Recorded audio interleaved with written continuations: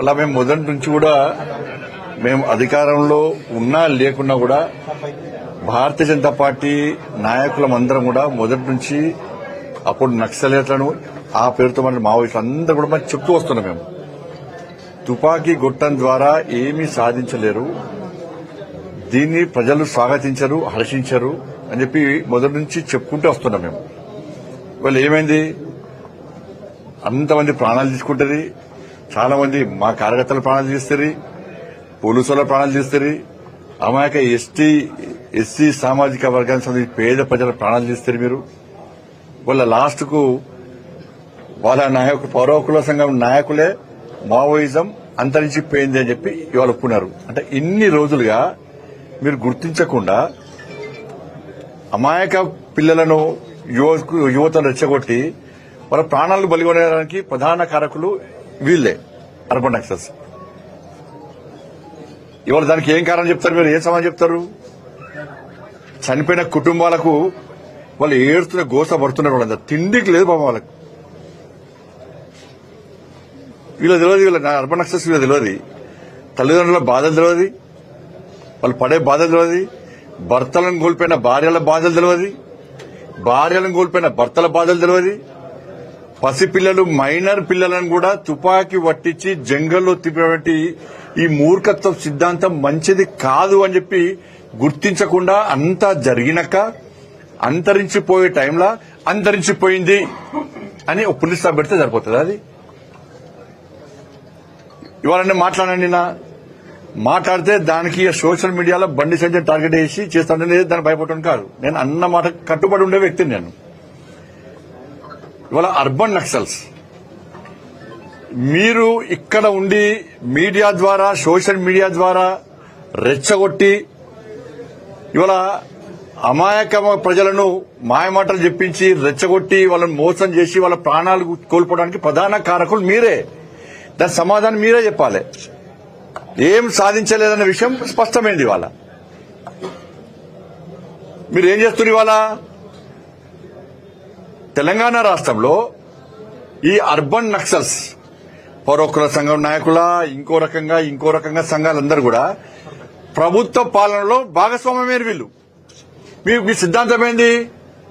పాలకులు ప్రజలను ప్రజా వ్యతిరేక కార్యక్రమాలు చేపట్టినప్పుడు, పేదలకు అన్యాయం జరిగినప్పుడు పేదల తరపున ఫైట్ చేయాల్సింది, ప్రశ్నించాల్సింది మీరు.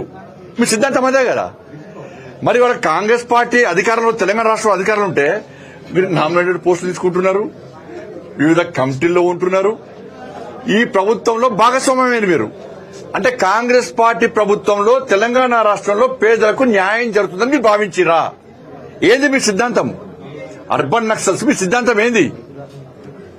నామినేటెడ్ పోస్టులు తీసుకుంటారు, కమిటీలలో ఉంటారు, ఈ ప్రభుత్వానికి వత్తాసు పలుకుతున్నారు, పరోక్షంగా ప్రత్యక్షంగా ఈ కాంగ్రెస్ పార్టీ పాలనలో భాగస్వామ్యం అయ్యారు.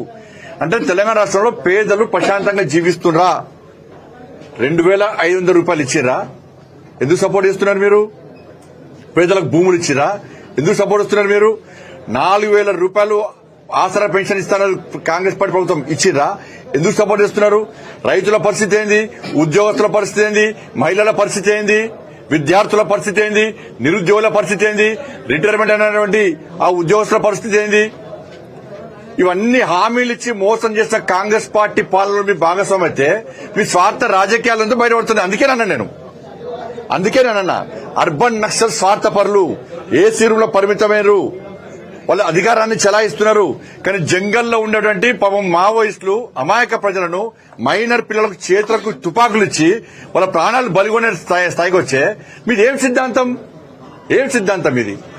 ఇవాళ మీకు కాంగ్రెస్ పార్టీ మంచి జరిగింది. ఇప్పుడు నరేంద్ర మోడీ గారి ప్రభుత్వము నేషనల్ హైవేస్ ఇస్తున్నది, రైల్వేస్ కు నిలుస్తున్నది, పేదలకు ప్రధానమంత్రి ఆవాస్ యోజన కింద ఇళ్లు కట్టిస్తున్నాం, రైతు కిసాన్ సమ్మాన్ కింద పైసలు ఇస్తున్నాం, రైతులకు సబ్సిడీ ఇస్తున్నాం, బియ్యం ఇస్తున్నాం, వడ్లు కొనుగోలు చేస్తున్నాం, ప్రధానమంత్రి రోజ్గార్ మేళ కింద 10 లక్షల మందికి ఉద్యోగాలు ఇచ్చినాం, ఉచిత ఉజ్వల గ్యాస్ ఇచ్చినాం, అన్ని గ్రామ పంచాయతీలకు నిధులు ఇచ్చినాం, శ్మశాన వాటికలకు పైసలు ఇచ్చినాం, గ్రేవియార్లకు మన కంప్యూటర్లకు పైసలు ఇచ్చినాం, రోడ్లు వేయించినాం,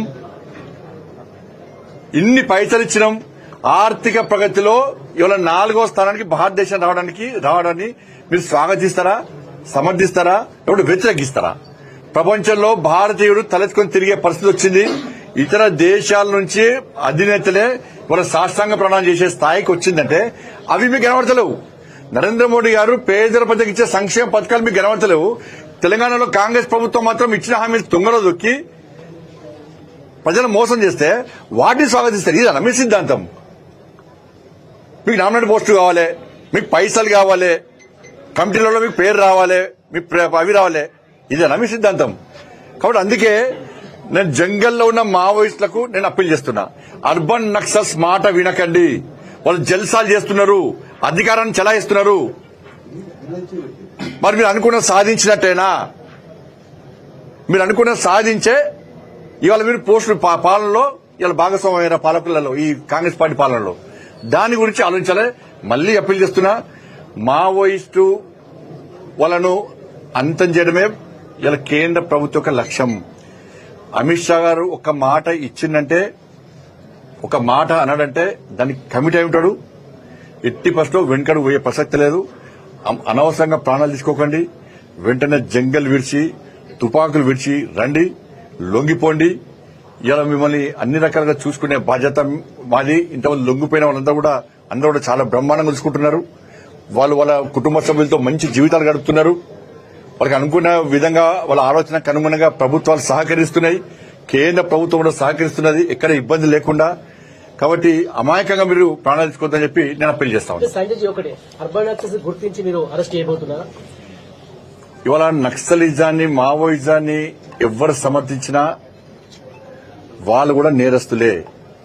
స్టెప్ బై స్టెప్ అందరి మీద చర్యలు తప్పవు. అంటే అర్బన్ నక్సల్ ఇప్పుడు నేరం చేసిన వాడు తుపాకీ చేతిలో పట్టుకుని తిరగడం సమర్థనీయమంటే అది వాళ్ళ విజ్ఞతగా వదిలేస్తున్నాం.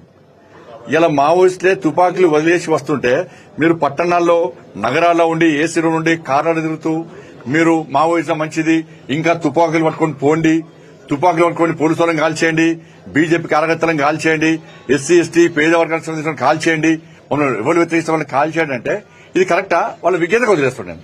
Thank you.